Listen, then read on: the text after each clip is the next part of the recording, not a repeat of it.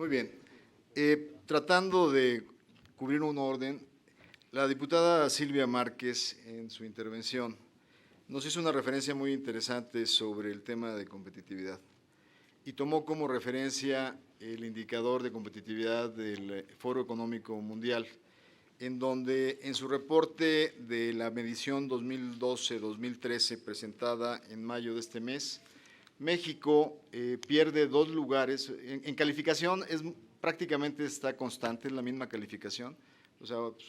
2 centésimas de movimiento, pero en lugar pasamos del lugar 53 al lugar 55. Primero, compartir con la diputada que el foro, cuando analiza estos indicadores, los elabora a partir de encuestas que hace a empresarios del país que se están midiendo. En el caso de México se entrevistan aproximadamente 350 empresarios. Y la posición en las tablas depende no solo de la calificación, sino del movimiento relativo de otros países. O sea, lo interesante es que si, por ejemplo, la encuesta de Islas Mauricios, los 30 empresarios entrevistados en Islas Mauricios fueron muy favorables y se mueven en la tabla, entonces eso le roba un lugar a otro país que ese país baja en la tabla. Es relativo y al mismo tiempo una calificación con cierto nivel de apreciación absoluta. Pero lo interesante cuando uno analiza cuáles fueron los componentes del índice, porque el índice se compone de accesibilidad a financiamiento, disponibilidad de infraestructura, inversión, gasto en innovación, naturaleza de la competencia económica, o sea, es una serie de indicadores que componen el índice global. Si uno descompone el índice de México para ver este movimiento de 2 lugares, vemos que, por ejemplo, caímos en los indicadores de educación superior y educación básica, caímos en los indicadores de tecnología, caímos en los indicadores de competencia, caímos en los indicadores de innovación. Lo interesante de analizarlo a nivel de detalle es que podríamos alinear perfectamente las caídas justamente con las reformas estructurales con las que ustedes están trabajando. Y me gustó mucho la manera como lo resumió la diputada, porque dijo, ¿qué tiene que hacer el Estado mexicano? Precisamente, tiene usted razón, tenemos que actuar como Estado mexicano, legislativo y ejecutivo, para poder conjuntamente generar los cambios necesarios de nuestra responsabilidad en la operación y de la formulación de los marcos legales necesarios para poder conducir los próximos movimientos y ascensos que México debe tener en el índice de competitividad. Sin duda hay mucha responsabilidad en el Ejecutivo porque también hay líneas de infraestructura, de logística, que justamente es parte de los nuevos retos. Una de ellas, y la más importante, está observado como parte fundamental, es la logística. O sea, cómo diseñar una estrategia, un país que está insertado en la construcción de cadenas globales de valor, el elemento fundamental del movimiento de insumos, elaboración, procesamiento y exportación, hace que el contenido de logística es fundamental. Cómo diseñamos puertos, cómo alineamos carreteras, cómo diseñamos vías ferroviarias y cómo hacemos que todo esto funcione de una manera competitiva y eficiente en la economía. Entonces, en ese sentido, diputada, sí, me pareció muy interesante su intervención y dado que era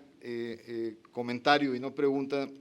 pedí esta oportunidad de poder hacer una referencia a su comentario. No lo voy a hacer muy ordenado, en términos de que no recuerdo exactamente el orden de las intervenciones y los pendientes que tengo, pero yendo directamente a la participación inmediata de la diputada Lilia, que nos dejó una serie de preguntas, concretamente en materia de minería, usted me hacía una definición en materia de minas,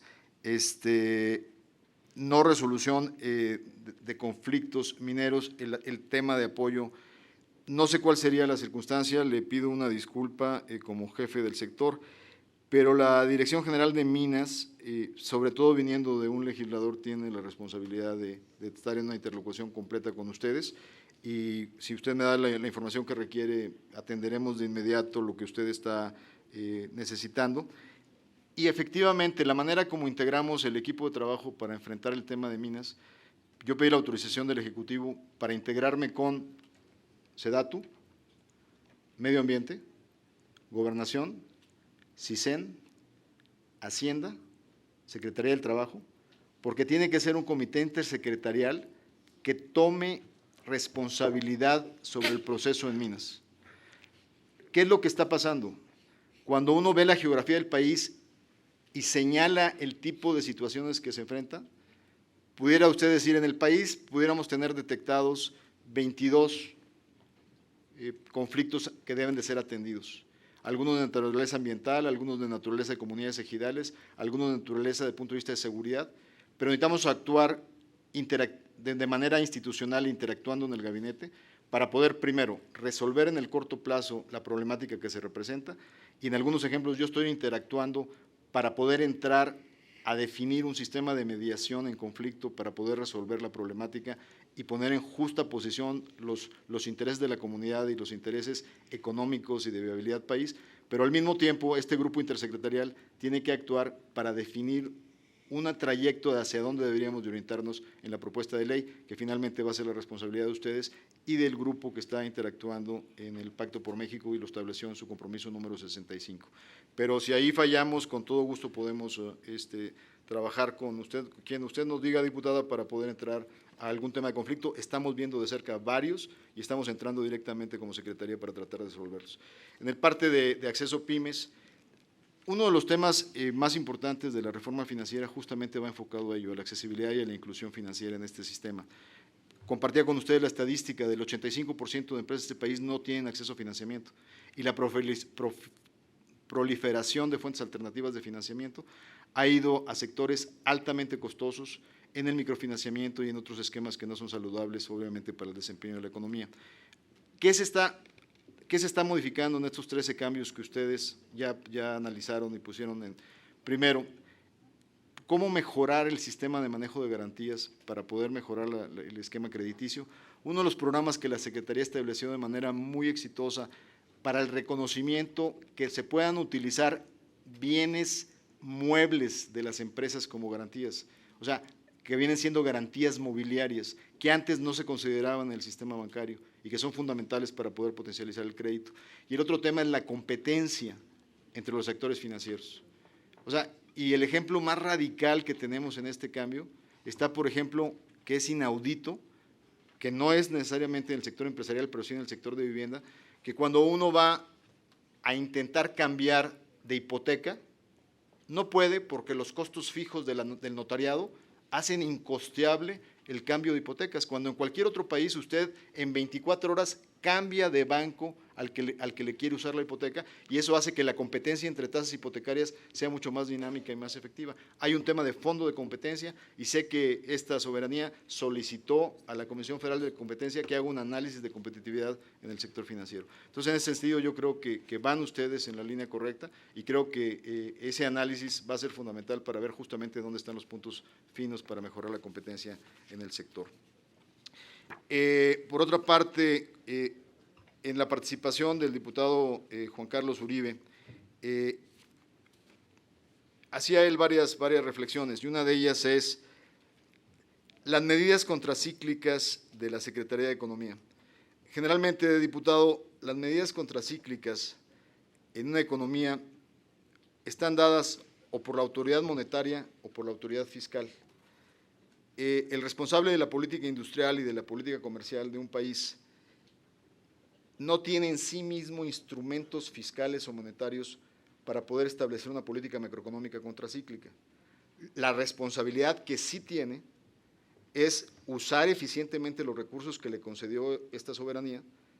para que no se desperdicien y eficientizar su uso al máximo potencial. O sea, realmente responsabilizándome de que podamos aplicarlo en forma efectiva en una situación como la que hoy estamos viviendo y que es nuestra responsabilidad en la ejecución total y eficiente del gasto. Y es el compromiso que adquirí en la intervención en materia de los recursos que deben de estar finalmente gastados en materia del INADEM. Pero justamente ustedes tienen hoy ante sí un paquete fiscal que incluye acciones contracíclicas de fondo que no habían sido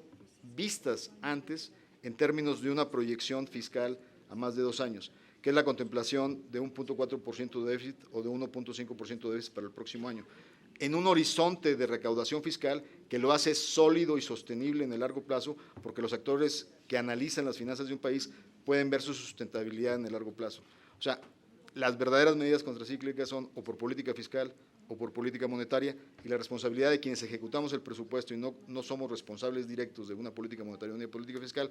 es nuestra responsabilidad de eficientemente garantizar el ejercicio del gasto público en la mejor forma.